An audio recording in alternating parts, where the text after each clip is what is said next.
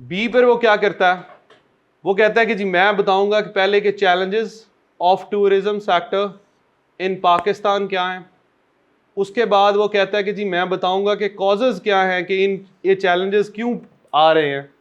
And then वो कहता है कि जी मैं उसके बाद अब आगे वे फॉरवर्ड दूंगा to cater these challenges faced by tourism in Pakistan, और फिर वो कहता है मैं कंक्लूड कर दूंगा। देयर आर 3 डिफरेंट आउटलाइंस जो आपके सामने आ गई इस पर्टिकुलर टॉपिक के ऊपर। Which one is correct? Those who are in favour of first one raise your hands. दूसरे वाले में, तीसरे वाले में, अच्छा थोड़ा सा टॉपिक चेंज करते हैं, let's change the topic. Topic को हम करते हैं tourism sector in Pakistan colon challenges and way forward. Which one is correct now?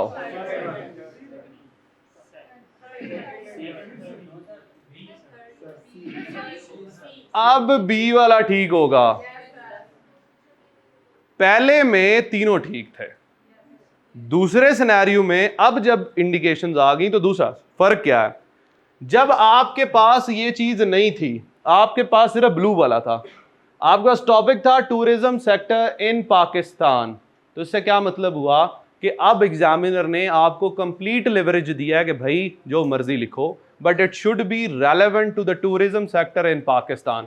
अब आपकी ये भी ठीक है, ये भी ठीक है, ये भी ठीक है, क्योंकि तीनों कंप्रीहेंसिव हैं and relevant to the tourism sector in Pakistan है। बट जब उसने इसको क्लियर इंडिकेशन बना दिया, जब उसने इसको कहा कि tourism sector in Pakistan challenges and way forward, अब आप challenges of tourism sector, way forward of tourism sector या cater the challenges faced by tourism sector in Pakistan के अलावा जो भी लिखेंगे दैट वुड बी रेलेवेंट। आपके पास टॉपिक आया था pros and cons of globalization, 4 header बनेंगे, introduction, prospects of globalization, consequences of globalization, conclusion, pathways to Pakistan's prosperity, कितने बनेंगे हेडर? इंट्रो और कंक्लूजन तो 2 बन गए, तो एक कैसे बना? 3 बनेंगे। कौन कौन से? नंबर 1 बी पे क्या आएगा? सी पे higher education system in Pakistan या higher education in Pakistan colon ills and remedies, कितने बनने चाहिए? ए पे, बी पे, किसके इल्स? सी पे, डी पे।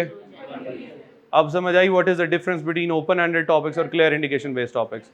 Then there comes the third one, और जिसके ऊपर सबसे ज्यादा मसला चला। उससे पहले वो जो चल रहा था निज़ाम वो चल रहा था, लेकिन जब ये टॉपिक्स आए तो उसमें थोड़ा सा इश्यूज आना शुरू हो गए, क्योंकि फिर ब्रेकडाउन मुश्किल हो गई, बिकॉज वो डिस्कोर्सेज वाली जो मिसकंसेप्शन थी, they were unable to explain those topics. उनको कहते हैं रिलेशनशिप बेस्ड टॉपिक्स। अब रिलेशनशिप बेस्ड टॉपिक्स कौन से हैं? फॉर एग्जाम्पल 2022 के अंदर टॉपिक आया global politics and international relations. फिर टॉपिक आया human development and economic sustainability.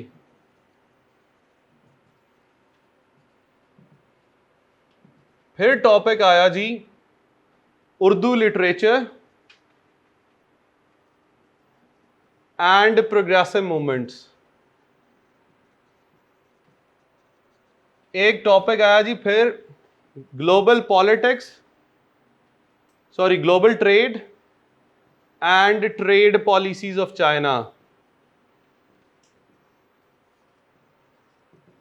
फिर जी एक और टॉपिक आया अभी रिसेंटली 2024 में भी आया, ग्लोबलाइजेशन एंड नेशनल इकोनॉमीज। एक और टॉपिक था Pakistan and future of Kashmir cause. एक और टॉपिक था ग्लोबल पावर डायनामिक्स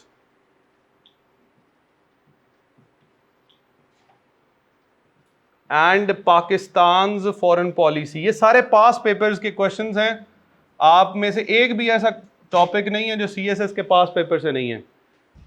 अब ये तमाम के तमाम कैटेगरीज के, ये जो कैटेगरी है इसको कहते हैं रिलेशनशिप बेस्ड टॉपिक्स। इनकी दो इंडिकेशंस हैं। नंबर वन, इन सब में एंड होगा। पहली इसकी गवाही क्या है? एंड होना चाहिए। सब में है,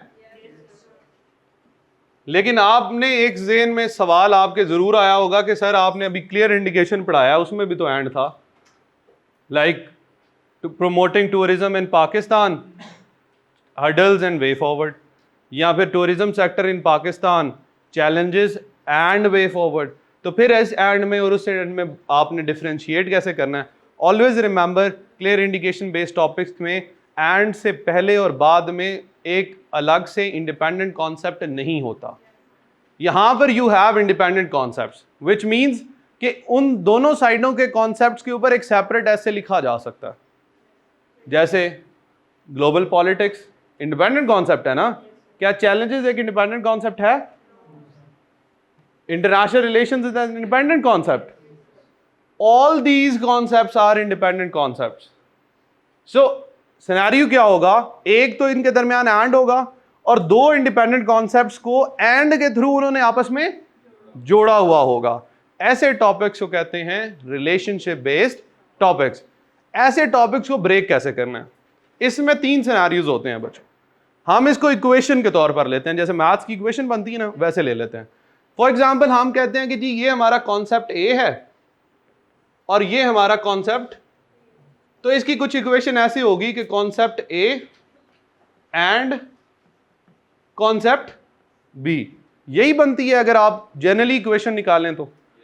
तीन सिनेरियोज होंगे। सिनेरियो नंबर वन, या तो ये होगा कि जी कॉन्सेप्ट ए है वो बी की बेस बना रहा होगा।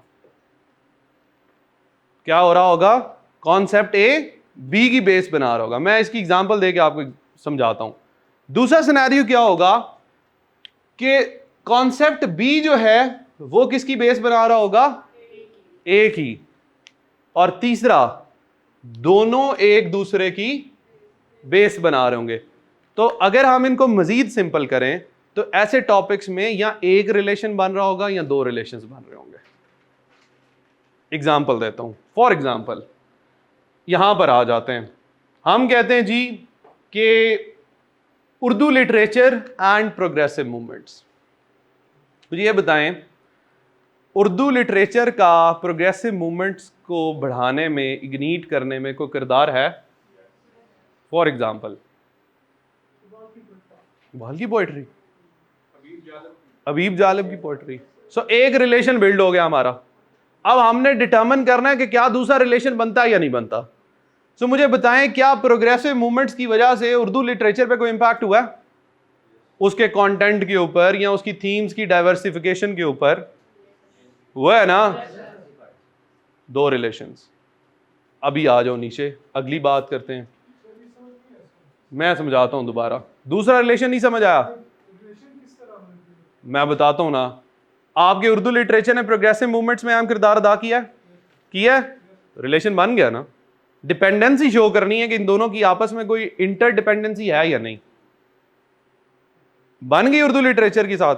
इन रिवर्स भी बनी ना, क्योंकि उसका कंटेंट बढ़ा है, उसकी थीम्स की डाइवर्सिफिकेशन हुई है, वो सारा कुछ हुआ है।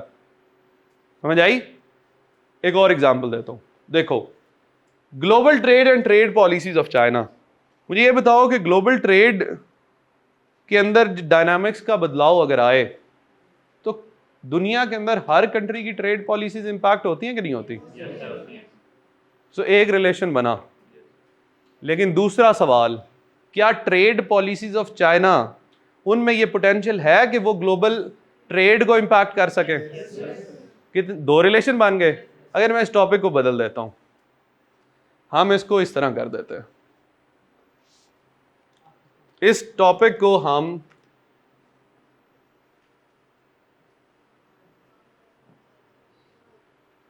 मुझे ये बताएं, एक रिलेशन तो हमें बनाया मिल गया था। अब दूसरा रिलेशन, क्या आज अगर बांग्लादेश कहे कि मैं अपनी ट्रेड पॉलिसीज बदलता हूं, तो उससे क्या ग्लोबल ट्रेड के पैटर्न्स बदल देंगे? कितना रिलेशन रह गए? पिक कर रहे हो बात को? फिर human development and economic sustainability. Human development होती है कि जब आप डेवलप करते हो in every domain, political, social, economic. सिर्फ इकोनॉमिक प्रोग्रेस को ह्यूमन डेवलपमेंट नहीं कहते, आपने सोशली पॉलिटिकली भी डेवलप करना होता है। इकोनॉमिक सस्टेनेबिलिटी मींस कि आप इकोनॉमिकली इस तरह प्रोग्रेस करो कि बाकी मोड्स ऑफ डेवलपमेंट कंप्रोमाइज ना हो। जैसे सस्टेनेबल यूज ऑफ एनर्जी है, इसी तरह इकोनॉमिक सस्टेनेबिलिटी का भी कॉन्सेप्ट है। अब मुझे एक बात बताओ, क्या ह्यूमन डेवलपमेंट बिना इकोनॉमिक सस्टेनेबिलिटी के हो सकती है? और क्या इकोनॉमिक सस्टेनेबिलिटी जब तक आप ह्यूमन डेवलपमेंट इंश्योर नहीं करो आ सकती है? कितने रिलेशन हुए? अब जरा पहले वाले पे चले जाते हैं, global politics and international relations. मुझे ये बताएं, बेसिक सा कॉन्सेप्ट है, ग्लोबल पॉलिटिक्स क्या international relations between the countries को शेप करती है? इन रिटर्न देख लेते हैं, क्या international relations between the countries have the potential कि वो ग्लोबल पॉलिटिक्स को शेप करें या इन्फ्लुएंस करें? कितने रिलेशन है? अब सिनेरियो समझो, अगर तो प्यारे बच्चों एक रिलेशन डेवलप हो रहा है, आपके मेन एडर बनेंगे सिर्फ 3। कितने? एक इंट्रोडक्शन, बी पे वो रिलेशन, सी पे कंक्लूजन। और अगर 2 रिलेशन बन रहे हैं, इंटरडिपेंडेंसी आ गई है, सो टोटल हेडर कितने बनेंगे? 4। पहला इंट्रोडक्शन, आखिरी कंक्लूजन, और बी पे रिलेशन नंबर 1 और सी पे रिलेशन नंबर 2। मैं एग्जांपल देता हूं, हम इसकी एग्जांपल लेते हैं, global trade and trade policies of Bangladesh. एक रिलेशन हमने डिटर्मिन कर लिया था, एक ही बनता है, तो हम ए पे इंट्रोडक्शन देंगे, बी पे हम देंगे कि ग्लोबल ट्रेड या impacts of global trade on the trade policies of Bangladesh, बात खत्म, और सी पे कंक्लूजन। लेकिन अगर यहाँ पर चाइना होता, सो ए पे इंट्रोडक्शन, बी पे ग्लोबल ट्रेड या impacts of global trade on the trade policies of China, फिर बताएंगे कि trade policies of China impacting या इन्फ्लुएंसिंग ग्लोबल ट्रेड, और फिर हम कंक्लूड करेंगे global politics and international relations. आप डुअल रिलेशन था, ए पे इंट्रोडक्शन, बी पे आप कहेंगे global politics shaping international relations, और फिर international relations have potential to influence global politics. इसी तरह आप अगले पे आ जाओ, human development and economic sustainability. आप ए पे इंट्रोडक्शन, बी पे आप क्या लिखोगे कि human development in ensuring economic sustainability, और फिर रिवर्स में जब बनाओगे तो बताओगे कि एफिशिएंट या economic sustainability as the prerequisite to ensure efficient human development. अब जरा इसका बनाओ, Urdu literature and progressive movements का। ए पे क्या आएगा? बी पे